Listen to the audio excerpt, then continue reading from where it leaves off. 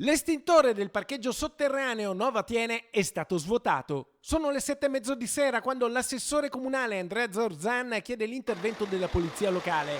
Una pattuglia procede al sopralluogo mentre un altro agente controlla cosa hanno visto gli occhi elettronici dell'impianto di videosorveglianza e sul monitor le immagini mostrano chiaramente 4 giovani che si divertono a svuotare l'estintore e a piegare la targa posteriore di un'auto parcheggiata.